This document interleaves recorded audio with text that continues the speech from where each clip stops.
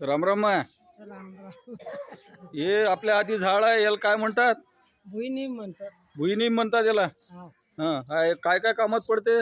भाऊ तेवढं माहित नाही, पण याचा बिमारी ताप आली तर ताप आली तर जाते. ताप आली साधा ताप, मलेरिया ताप, टायफॉइड ताप. आता तेवढं माहित नाही मला ज्यादा. ज्यादा माहित नाही, हा, पण यानं आहे ना सगळेच ताप जातात.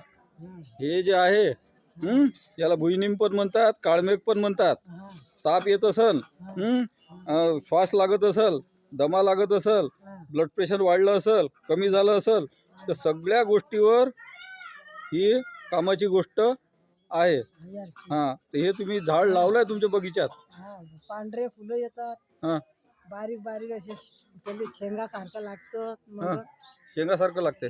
बारीक बारीक. पांढरे फुलं आले की मग बारीक शेंगा लागतात. आणि हे कुठून आणलं होतं तुम्ही? मोठ्याहून आणलं तुम्ही. मोथा चिखलदऱ्याजवळचं हाव अंगुनीनं आणलं हाव आणि लावलं इथं. हाव. वा वा छान.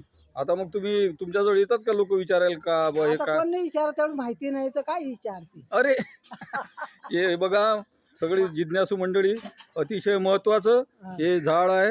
याला भुईनीम किंवा काळमेघ म्हणतात. आणि हे कुठल्याही ज्वरावर, विशेषतः मलेरियावर सुद्धा हे काम करते, टायफॉईडवर पण काम करते. आणि सध्या घुटी गावामध्ये पेशी वाढण्याचं प्रमाण वाढलेलं आहे, यावर पण हे झाड काम करते. म्हणजे ज्या पेशी वाढून राहिल्या, लोक आता माझ्याकडे अनेक कंप्लेंट आल्या की बा आमच्या लेकरांच्या पेशी दवाखान्यामध्ये भरती करण्यात आलेला आहे. डॉक्टरांनी सलाईन लावलेलं आहे, काही औषधं देत आहेत डॉक्टर. तर त्यामध्ये हे काळमेघ नावाचं जे आहे किंवा याला भुईनीम सुद्धा म्हणतात, हे बहुपयोगी झाड आहे. यानं आपली ताकद वाढते, हे आपल्या प्रतिकार शक्ती वाढवते.